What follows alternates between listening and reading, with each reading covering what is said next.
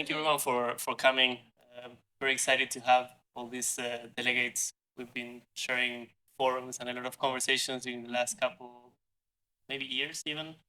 And we're very excited here.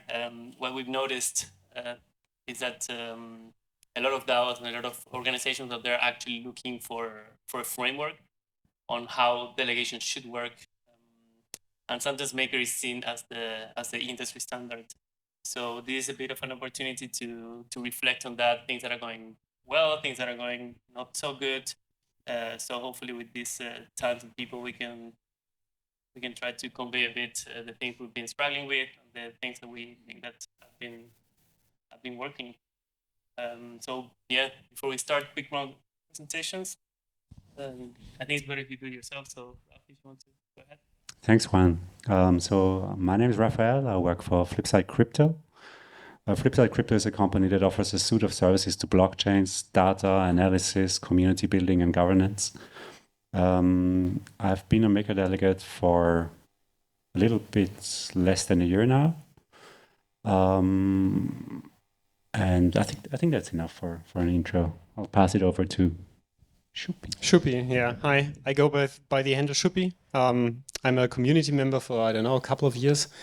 I have a computer science background, so I'm doing a lot of open source stuff. Running protocols on an unstoppable machine is something that I found very interesting from the very beginning. And Maker was one of the few protocols by the time I got into Ethereum. By that got sucked into the whole machinery, I would say. Being a delegate for a year, I guess, something like this. All right. Not your fault. Not my fault. All right. Thank you. Okay, I go by the handle Justin. I have a little bit of a different background because I don't come from a technical standpoint. I have a management and finance background. I got into being a delegate because I was an MKR holder, and you start looking at these issues and you start getting opinions, and some of us are more opinionated than others, so they try to take a more active role, and that's how I got into this. And now I've been a delegate for the past year. That's right. Before I get started, shameless plug. We have a YouTube channel called Drinks with MakerDAO Delegates. Yes. So if you're wondering why we have a beer here, is because whenever we get together, we got to have a drink and discuss politics. So are we going to rate it? Yeah, and we also rate them from 1 to 5, 5 being like probably something you probably should get at your next dinner or something. But Estrella, damn, I sound like a gringo. I'm actually Latino. Estrella is actually a pretty good beer. So anyhow, my name is Frank Cruz from Flip Flop Flap Delegate LLC. If you're wondering what the hell does that mean, these are function calls on the MakerDAO smart contract. So I wanted to pay homage to the developers of MakerDAO. So I decided to call it Flip Flop Flap, which is a very funny name. But today I'm pretty much known as 3F Delegate to make it easier for most common folks. So perfect. That was a great intro. Thank you, guys. So before we can actually, do you want to raise the beer? Cheers. Cheers, yes. oh, here's to ETH Gathering. Thank you to Tadeo, the rest of you guys who Yeah. are here. Thanks, Tadeo. It's great. Thanks for inviting us. Yeah. It's awesome. Industry standards, in case you were wondering. So with that in mind, before we actually get into the details, I think that one of the questions that's the most important for everyone is, what is a delegate? So sometimes like delegates are not good enough, they're not doing A, B, and C, and maybe those are functions that are not supposed to be covered by a delegate. I've spoken to many people across the last several months, and we do have like a different opinion on what a delegate should be, or is it, or it's not. So the question is, what is a delegate? Is it more like a politician that's steering or representing the MKR holders, or is it more like an executive team that needs to be there and judge teams, core units, initiatives, or is it more like protect the risk of the protocol? So what are your views on that? What is a delegate, and how should I mean, we can probably start with why we have delegates in the first place, which is kind of probably different than the expectation that delegates are exposed now. So the reason why we have delegates is because, I guess, 1.5 years ago, and essentially for all the time, we had huge issues having participation on governance. So like the poll participation was at maybe 4%, something like this. Executive participation was at maybe 6% or something like this. So we had even situations where it was impossible to get a new spell applied to the protocol because there was just nobody paying attention from the MKR holder perspective. And we fixed that by introducing delegates, so big holders, because they don't want to pay attention, they just don't care. They could delegate to delegates, and then those do the duties of polling and passing executives and whatnot. I think that's just a very small fraction of stuff that actually is to be done by delegates. But so far, the official definition is exactly this, right? Making sure that poll participation is there, that we protect the head and the governance system, and that we pass executives. But that's the official one. So maybe somebody wants to chime in what the unofficial one is. Should we stop at the official, or is that the role and everything should do only that, or should we try to extend it to cover functions that are... It's kind of a fill a gap situation, I would say. So I don't think that delegates should be really being into micromanaging anything. Well, at least I would like to do that. And I don't think that core units would appreciate that as well.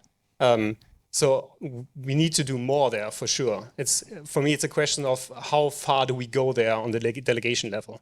And we already have issues with the sheer amount of topics that need to be decided on, that nobody is having neither the capacity nor the skills to actually cover all the stuff in an appropriate detail. So we already have the situation that people say, I don't know nothing about reward assets, for example, and then I'm going to abstain on that. But I don't think this is a suitable way forward. So in a year, we should have a different situation, I guess. And then, like you said, executive function, I think it depends on what you see by an executive function. I think Maker should not fill the role of a traditional executive in a company, because that implies much more direct management functions than I think delegates should have. So I think maybe like a board kind of oversight functions, where then there's good accounting functions, so delegates can actually see, okay, what did the DAO decide to do, and then is it actually being implemented? Are the costs reasonable, and so on and so forth? So kind of more like a broad level stewardship and oversight. But then at the same time, I think either, of course, initiatives can come from delegates, but then delegates should make sure that they poll the wider community and MKR holders about what they actually want, because otherwise we come into these weird situations where delegates then become these kind of gatekeepers for the wider community, and I think that's an unhealthy dynamic in a way. Just on. No, it's working. Okay, I just want to chime in here a little bit, because you asked about politician or board, and when I first joined up, my mental image was much more of that of a board of directors. But the more I have been working about this, more I see that the expectation tend to trend more towards that of a politician. You're sort of this middle entity trying to keep an overview of the larger issues, explaining those to the MKR holders and to the wider community, and trying to justify certain strategic directions that you think are correct for the protocol. So in my view, we're definitely moving or inching closer to this politician role, but that also means that at some point we need to break it down, because in order to have an educated opinion on these things, the scopes just can't be that wide. It needs to be focused enough so that the delegate can be not a subject matter expert, but expert enough to be able to determine whether a given solution is a viable one or not. Nice. I want to talk about implementation and how to actually go down all the way to making things happen. But before that, in terms of strategies, how do you think delegates should go about that? Can we have several competing strategies? Is it more like we all need to agree on one strategy? How does the strategy need to come from the delegate or not? So all these questions on strategy, and maybe Frank, you're the perfect example to speak about this. Yeah, I think one thing that everybody should understand is that we work for token owners, right? Not just maker delegates, but Aave delegates, compound delegates, etc. So anytime that a delegate does not follow the token owner's beliefs or what have you, they can easily be undelegated, right? So it's not like a politician that sits, in Congress or in Parliament for 3-6 years, what have you. So as far as strategies, I think there should be competing strategies between different delegate platforms and MKR token owners who might have a different idea of what exactly is decentralization, how the protocol should scale, things of that nature. So I'm all open for that. I think the problem is that we need more individuals like you guys out here to delegate, right? Even if you only have one Aave token, just delegate it to someone, because we just need to prove to the folks out there, and I mean the folks who govern the world, unfortunately, to understand that there is an ecosystem here of people who want to do democracy a bit different. So yeah, I'm all for different strategies. Yeah, if you just add to that, I think competing strategies is in many ways inevitable, because we're dealing with essentially what is a power struggle between different opinions between the token holders. And I think it's actually more dangerous to only have a single vision and only a single strategy, rather than letting those competing strategies and visions rise up. And then as a community and as a whole, we decide on them through the vote and follow the one that the most of us think will be the correct one. Because I think there's a clear danger in having too few people do the larger decisions. I think we do those better as a community, as a number of holders. In terms of creating and communicating the strategy, I think that for the untrained eye, I have a lot of people being like, all the delegates in makers seem the same. It's like a lot of words that we don't understand. So can we do better there? And how can a delegate create a strategy, make sure that it's their differentiated strategy, and then that they can get MKR holders on board to actually apply that strategy? I think that's a great question. And we've seen in the past, and I think we all have seen that it's actually pretty hard to reach MKR holders at scale. So I think the DAO would actually profit from having a way to get people in and look at these kind of things surfacing, and actually have like a forum where these people compete. And I think that was kind of also part of the endgame strategy, to have like a very easy forum so people can go there and just have this top level view. Oh, okay, this guy is trying to do that, and this guy is trying to do that, like just in basic terms, so that it can quickly, like in 10 seconds, decide to delegate their MKR. Because I think what you can expect from people owning governance tokens, so like they already bought a bag of your token, right? And then you expect them, in addition to the money they already paid you, to do free work, right? And dig into the forums. And I think that's unrealistic. So you have to offer them some kind of incentives, even if it's just gamification and fun, which is a great incentive, right? Like I go to parties, I pay an entry even to be there, but I still participate in the party because I'm having fun, right? So I think the more fun you can make it, the more interesting it is, the more people you'll see participate. And I think that's something that we still have a long way to develop in a way. It's maybe too serious and complicated at the moment. Right.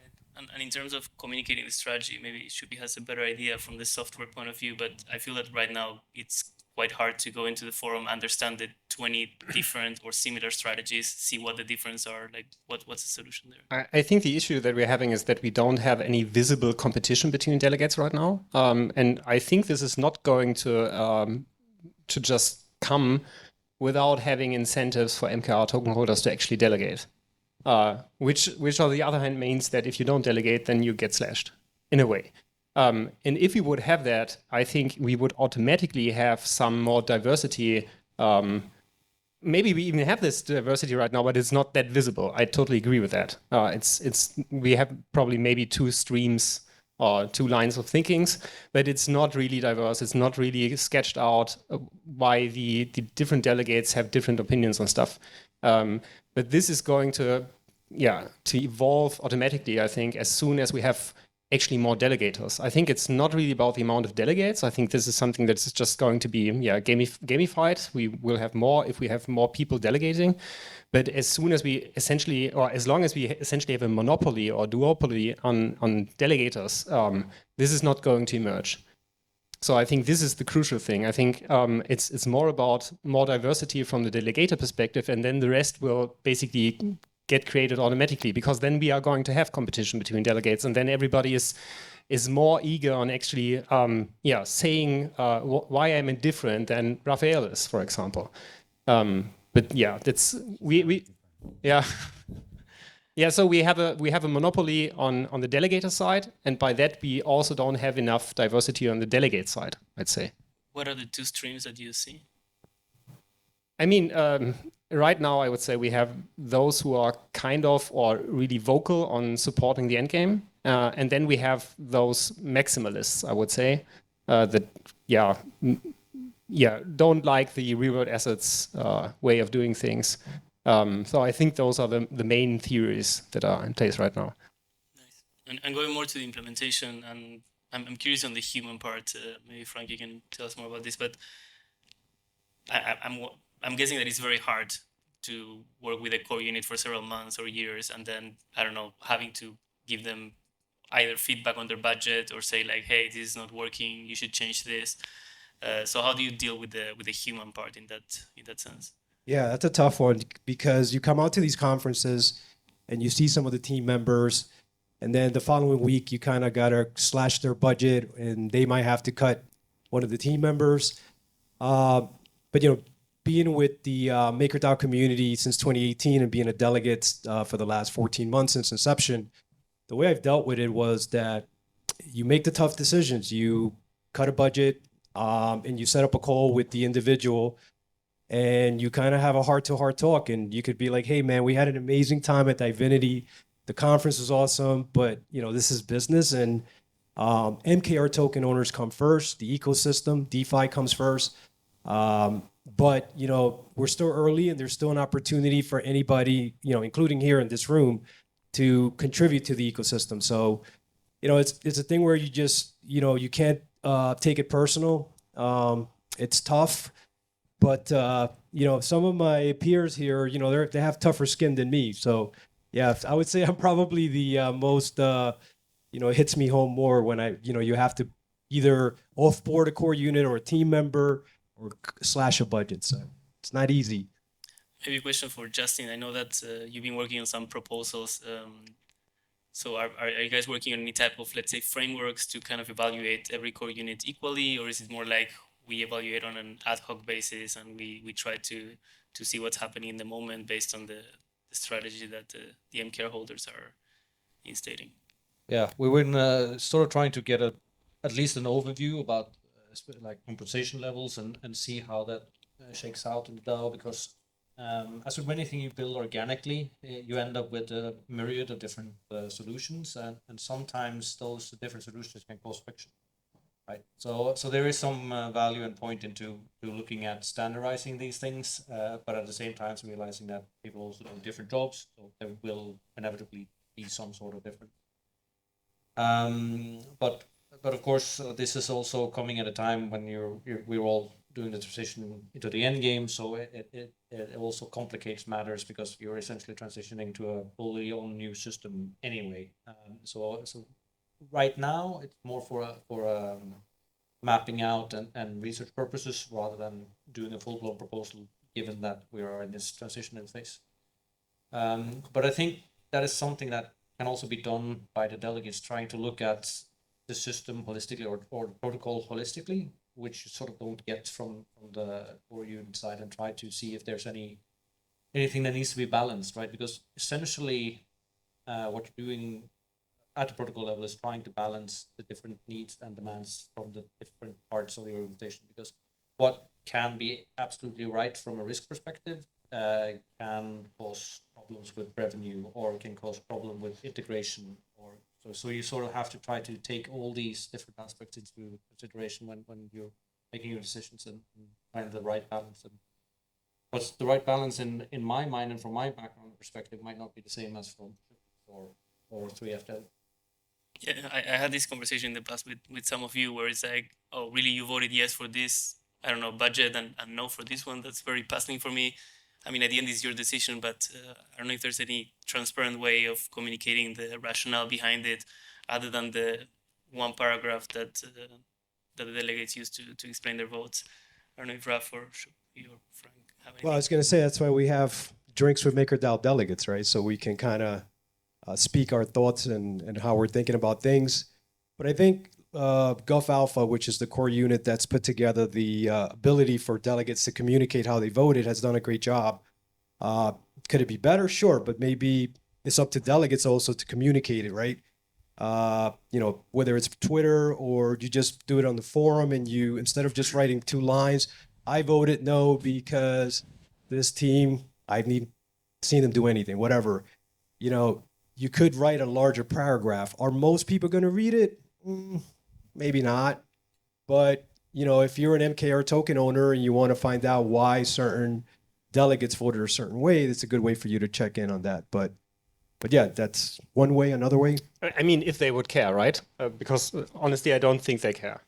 They are all there for the long term, and yeah. But I mean, that's again also a question of competition, I think. So if there is the need, if there is an incentive to have a better communication from the delegate perspective, if this would be rewarded by MKR token holders by having more delegation, then this would create an internal competition directly. And then, yeah, there is a Darwinistic approach that those delegates who are properly communicating in a way to the token holders get rewarded. We are not there yet. Yeah, we try things like this delegate drinks thing I have with Frank and Raphael, and we tried this, or we still try this delegate open office hours, which is kind of not working so far, I would say. But I think we're on a good approach there, because we rekindled the office hour, right? And then it became more like a platform for delegates. But we actually found out that this is the wrong approach. We were trying to fill that. And I think what we found out is that the better approach is to create a space, especially for core unit members, to come and hey, what's your opinion? What's the opinion of your delegators here on that approach, So core unit members have a much earlier space for getting feedback and don't have to wait until they put a budget up for proposal when everything's already too late, right? So I think it's really important to create these spaces and to have these kind of tight feedback loops, but they obviously have to be utilized. And I think that's going to be really interesting in the next months to see. The space now exists, the purpose is very clear.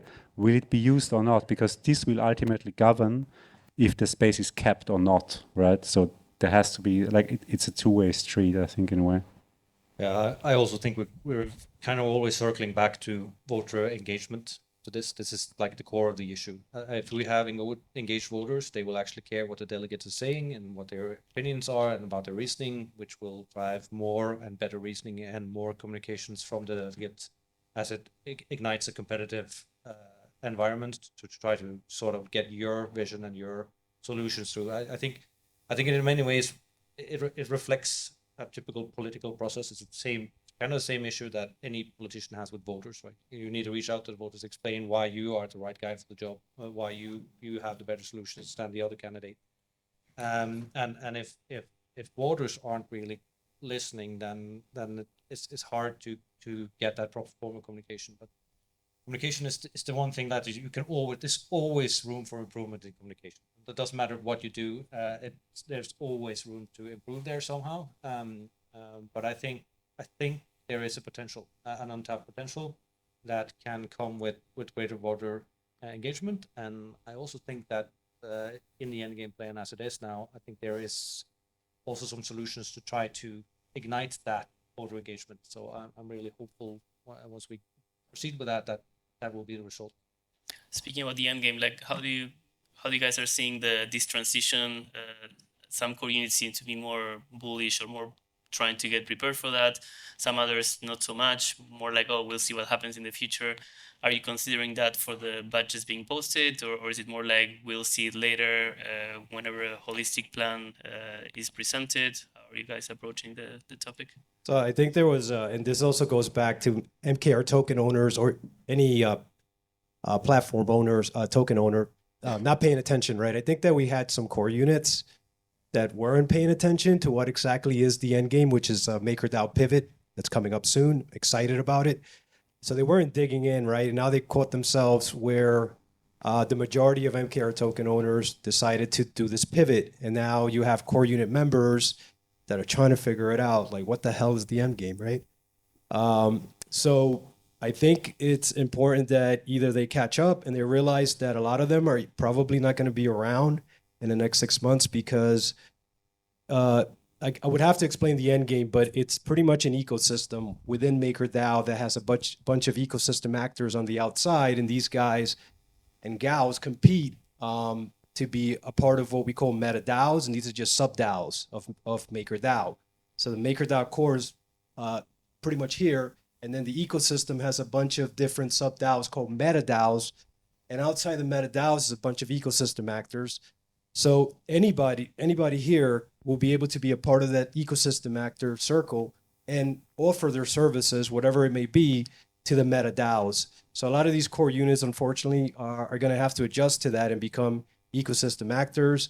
You know, place a bid like, hey man, I could build this front end for you for like whatever, 1,000 DAI, and another one could come in and be like, no, I'll do it for 950 DAI. So I don't think a lot of core units understood that. So now you have to kind of play catch up and make that move.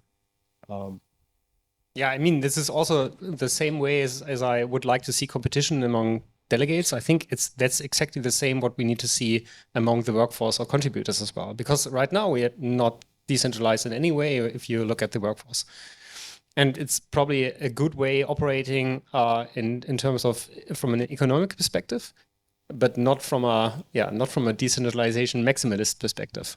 So that's essentially why I think the end game is actually a good thing, because it enables us to have more autonomous, smaller organization that can deal with their ridiculous budget on their own, because they are essentially slashing their revenue by that. So we don't have to deal with stuff like this and create redundancy and competition by that as well. So that's why I think it's a good move. The rest of it, not commenting on that, but I think this is where we need to head to anyway. So we have kind of a pivotal moment right now, because when the foundation dissolved, we essentially inherited the whole workforce more or less from the foundation, plus just a few people that just accidentally got into MakerDAO. Yeah. And I think we are in the same at the same moment right now, or maybe in a year. But we are thinking about this exactly the same thing right now.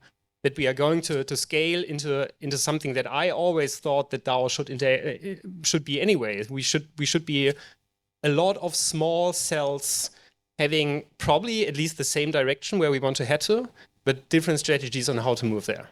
And yeah, I'm not even talking about equal pay or compliance or legal perspective or whatever. Everybody can solve that on their own.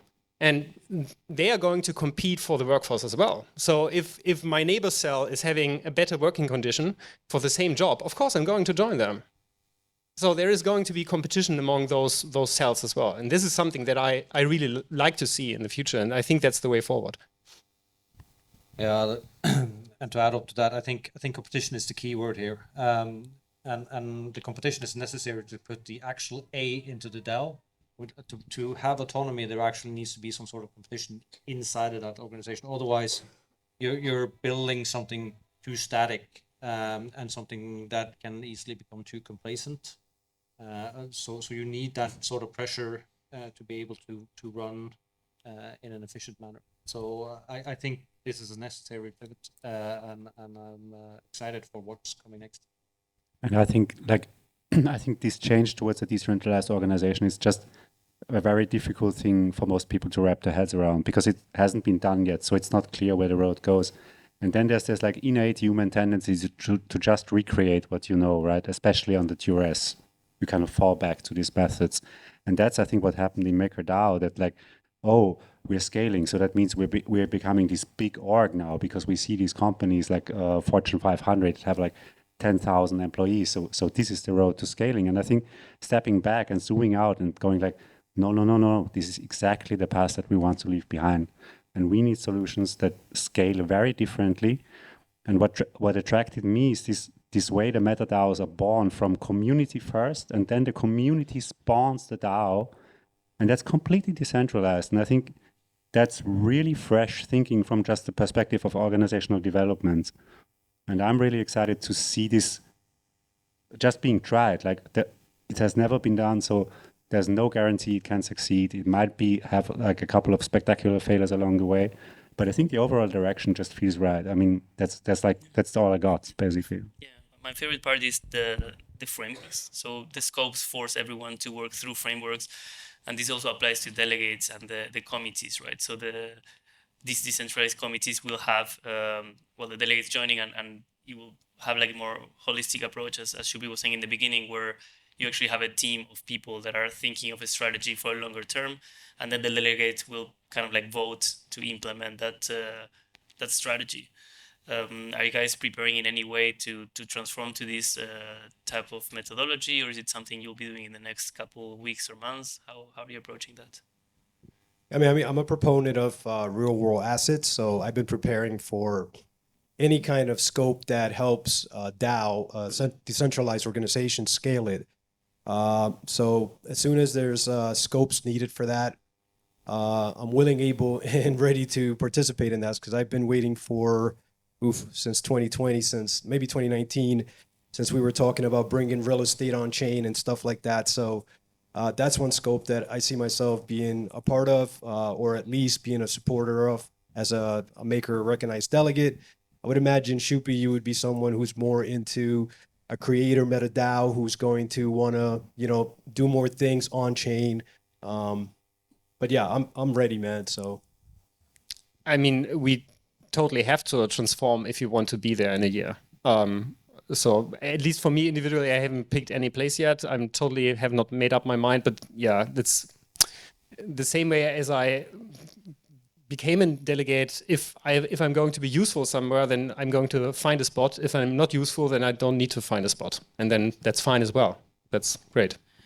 In terms of evaluating, and we have this thing with core units right now that there might be too many for you to properly evaluate. So are there any type of either frameworks or tools or anything that you would like to see for you, or to have an easier job? So what I would really love to see, but this is totally not how the end game is going to work out. But if we wouldn't have the end game, what I would love to see is that I would be able to say as a delegate, okay, I'm going to cover the fields ABC. And for the field XYZ, I'm not going to vote myself, but instead I'm just going to redelegate the votes, or the MKR you're giving to me, I'm giving to Frank, because I trust this guy. And I don't even need to do that on a smart contract level. It could just be that when Frank votes, because I'm in interaction with him anyway, I just carry over the vote. So this doesn't have to be implemented, but that would be something that would be nice actually to narrow down the field. What is actually the topic that a delegate is covering, and what are the topics that a delegate is just carrying over the decision from somebody else? That would be nice, but it's just a display thing, so probably easy to do. How do you follow up nowadays with core units? Is it like the forum post, or is it like one-on-one talks? Both, I would say. So I at least try to leverage most of the public information, but of course there is private interaction. We don't need to lie about that. And I mean, the same is true for what is happening between delegates. So the four of us, we are having a house here in Barcelona, or an apartment together. And we spend so much time discussing stuff that we usually discuss on Discord. And yeah, we basically said, well, why don't we do that in public? And probably we don't do that in public because the way we are talking there, the honesty we are having there, is probably something we feel awkward with if you go in public. But yeah, it's not good. It's not the right way from my point of view, because that's the whole point of being transparent. Those discussions should happen in public, I would say. Yeah, but I think transparency is paramount. But I think it's also like, that's a longer process. I think probably even longer than the whole debate about decentralization is just the place about transparency and honesty in the society and what's accepted and what's not accepted. I think that's a thing that's been ongoing for, I think, millennia, and I think that's a longer process, and we'll probably not push that towards the desired end state in our lifetimes. But I agree, it's super important. Yeah. Something I wanted to touch upon before we run out of time is these different types of delegates. Like some of them seem, I don't know what to call them, institutional delegates, where it's like a company that does delegation as a service kind of thing, versus someone that's very much within the protocol. So obviously there are trade-offs between potentially having a team that will help you analyze not only this specific protocol, but more protocols, and you have like more, I don't know, cash or not. I think okay, no. So what are your thoughts on that? What do you see as a better type, or should we have a mix?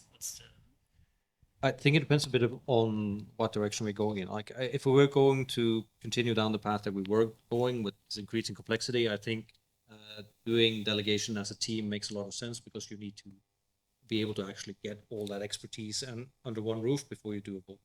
So I think it would sort of force its way into it because it's not possible for a single individual to do that. In the endgame plane, I think it's more possible to stay as single individuals. For me personally, I think that is the right approach because it allows you to focus on exactly the thing you're representing.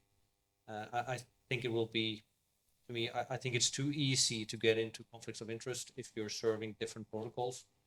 And it's also easy to lose focus, even though you obviously gain something in having a larger presence in the space and being able to pick up trends or something that way.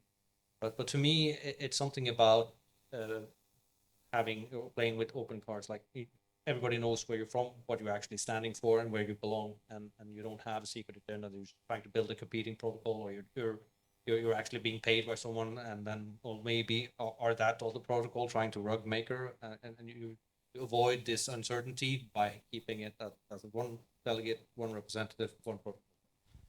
I think it's very hard to answer that in general because it really depends on the kind of organization and how the organization is run. So I think if the organization manages to leverage the resources to dig deeper into proposals and cover more ground, but then at the same time keeps decision-making and integrity at the same level as an individual participant, then it's ideal. If it's the other way around, like everybody's deciding on everything, but only one guy digging in, then it's just, then it's completely upside down. And I think then the organization is actually worse than the individual, but there's definitely potential there. So I think it really depends on the org design. I just want to say real quickly that I think, so there's a big difference between someone like Consensus, who's just became a MakerDAO delegate, and someone like Flipside or even RiskDAO. These are more holistic teams. I think Consensus is more of like, the whole ecosystem super important to them, and I appreciate them for what they are. But they definitely have an advantage over someone like myself, like Schuppi and you, Justin, because we're all individuals. But I do hope that one day that all three of us get to expand our platform where we have more individuals in our teams, right? And we're able to make better decisions. So, but it's a big difference again. And also, like, shout out to the colleges who have the blockchain associations. We have a couple of them, actually more than a couple now. And the way these, Z-gens, as I like to call them, how they're making decisions. So shout out to them. They're more holistic too. But there are some big companies out there, a few of them that we already had as delegates that kind of failed. And I think it was because of, that they just weren't buying into the maker community and the beliefs, because individuals like myself, we were just all in compared to others. So nice. I don't know if we have like 2 more minutes. Questions? Yes. Questions, yeah. That's I have a question for you regards to getting the delegates. Like you said, you had no participation in governance. What happened now? How did you manage to reach the people to delegate their votes to you? Because if they are not there on Discourse or whatever on Agora to look at the proposal and everything, they are not participating, then how did you manage to get the so the question, just repeat the beginning for the recording. It's how do you make sure that you attract the right delegates? So if you're a DAO trying to spin up a delegation system, and how do you reach them actually? Right, how do you reach them? And to adapt to that is like, what makes a good delegate? What are the characteristics that you should be looking for? Fight. Maybe just the first question. I don't know what a good delegate is. So when the delegation system was activated, I think it was essentially Gov Alpha, one of our core units, reaching out to known VCs, telling them, hey, you can now delegate. Because actually VCs asked for that feature because they don't want to deal with that. They were actively asking for delegation. And then they just did it. So then you had to do KYC and some interviews and whatnot, and then you got some delegation.